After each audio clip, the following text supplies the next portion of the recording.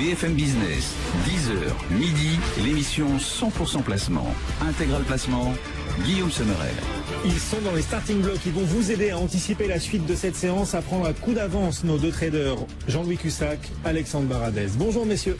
Bonjour tout le monde. Bonjour à tous. Alexandre Baradez depuis IG, Jean-Louis Cussac pour Perceval Finance. Oh, les marchés qui sortent les rames, Alexandre. Allez, on a récupéré un tout petit peu de terrain hier, on en regagne encore un tout petit peu aujourd'hui, mais enfin, on reste clairement négatif depuis le début de la semaine, malgré ces deux petites hausses là. Et hier, on est venu chercher le 4% de baisse. On a quasiment tapé 4730 points. Ça fait donc un plus de 4% par rapport au niveau touché il y a quelques jours, à quelques semaines maintenant, à 4930 points. Alors, à la question, il y a plusieurs questions qui se posent aujourd'hui, en fait. On est sur un niveau, on a touché, en tout cas, on navigue depuis plusieurs jours autour d'un niveau que sont les 4750 points.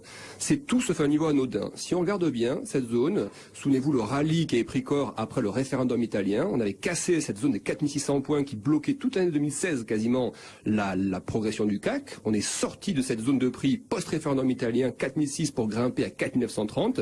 Et hier et depuis plusieurs jours, le marché est venu chercher 50% de correction. C'est-à-dire qu'on a effacé sur le CAC la moitié du rallye qui avait pris corps après le référendum italien. Donc c'est un niveau sensible, un niveau important. Ensuite, si vous regardez sur un spectre un peu plus large, ce niveau de 4750, c'est également le retracement d'à peu près 2/3 de toute la baisse de 2015 à 2016. Donc niveau extrêmement important.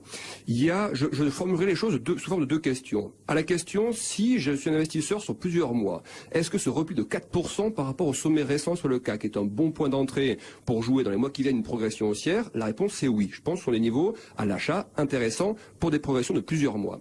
Si je suis un investisseur plutôt court ou moyen terme qui vise quelques jours sur mes opérations ou quelques heures même, est-ce que, en achetant ce niveau actuel, je suis certain de ne jamais retomber sous les niveaux qu'on a touchés hier et sur des niveaux que sont les moyennes mobiles 100 jours daily et sur les supports obliques moyen terme à 4660 points? Si la question est celle-ci, je vous répondrai non. À ce moment, il y a un risque que dans la zone de prix actuelle, nous retombions sur ces zones de support et que nous allions chercher plus bas. En gros, si je suis un acheteur ou si un acheteur on va dire court terme se pose la question à quel niveau il est opportun de tenter de revenir, moi j'attendrais d'avoir des vrais signaux bullish, c'est-à-dire d'avoir un marché qui repasse au-delà des 4900 points et qui vienne même chercher le 4930 en fait, qui efface toute la phase de baisse, qui vienne taper 4930 et là oui je pense que sur une horizon de quelques jours, quelques semaines, et évidemment quelques mois, l'opportunité sera bonne. Voilà. Donc je reste toujours très méfiant pour l'instant, pour un investisseur court terme pour l'instant j'attends d'avoir de meilleurs signaux pour chercher des rallyes haussiers. En revanche, un retour sur le plus bas d'hier, 4730, je pense, sera à nouveau un point d'entrée vendeur à la baisse pour chercher cette fameuse moyenne mobile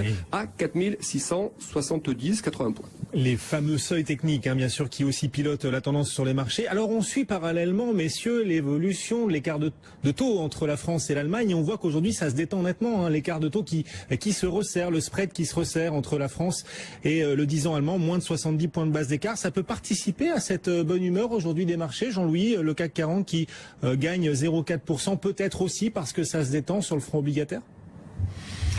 Bon, c'est possible, mais non, mais moi j'essaye de regarder que le comportement du CAC et les flux et les décisions des différents acteurs des marchés sur. Là, on parle des actions, donc il vaut mieux se concentrer sur les actions parce qu'après, si vous intégrez le pétrole, l'euro-dollar, le machin, le bidule, vous n'allez pas vous en sortir. En tout cas, en 2 minutes, on n'aura pas le temps de faire le tour de la situation. Hier, on est sorti par le bas d'une zone, en effet, mais alors. Quand on le voit en temps réel, on s'aperçoit mais qu'il n'y avait rien, pas de vitesse, pas de flux, pas de volume, il n'y avait rien, le néant. Alors c'est sûr, quand on est en direct sur le marché, alors c'est sûr, être en direct, c'est prendre le risque d'être submergé comme ça par les vagues un peu émotionnelles, de rentrer dans des situations un petit peu de nervosité. Mais là, on voyait pour le coup hier qu'il n'y avait rien du tout. Et le marché a rebondi d'une manière violente parce qu'il n'y a aucune contrepartie. L'hésitation est à son comble, il ne faut pas hésiter à le dire. Les gérants ne prennent toujours pas d'initiative. Ce matin encore, je discutais avec quelqu'un qui me disait que ils attendaient plutôt un repli vers les 4006. Je suis un peu d'accord. Donc sur l'idée d'Alexandre tout à l'heure, moi c'était plutôt l'inverse, c'est-à-dire que oui bien sûr 4750 tout ça c'est des points importants, mais je pense qu'au contraire celui qui a envie d'investir à long terme, je crois qu'il va plutôt attendre peut-être les 4610. Voilà, c'est ce qui nous différencie peut-être sur l'idée de fond.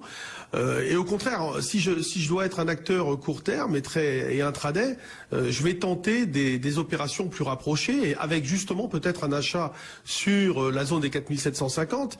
Et à la question, c'est toujours si j'achète, où est-ce que je vends? Quand ça gagne, c'est facile, mais quand ça perd, où est-ce que je vends? C'est-à-dire où est-ce que je mets mon stop loss?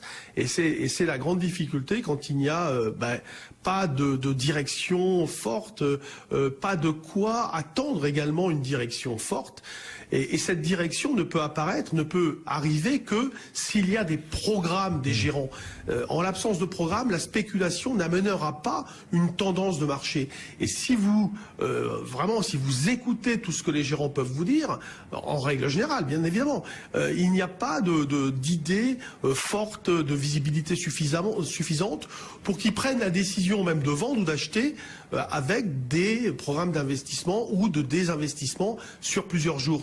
Et c'est pour ça que le marché reste hyper hésitant. Donc je vais acheter vers 4750 pour vendre peut-être le plus proche possible de 4780, 4800. Ce matin, c'était vers les 4800. Et on va prendre 4810, 4820 comme pivot en pur intraday, avec un petit peu de vente en dessous. Et ce qu'on a vendu en dessous, on le rachète si on franchit 4820 pour aller chercher 4860. Clair comme de l'eau de roche. Cette stratégie signée de nos deux traders, Jean-Louis Cussac, Perceval Finance, Alexandre Baradez pour IG. Il n'y a que sur BFM Business que vous trouvez ces conseils en direct des meilleurs traders jour après jour dans Intégral Placement.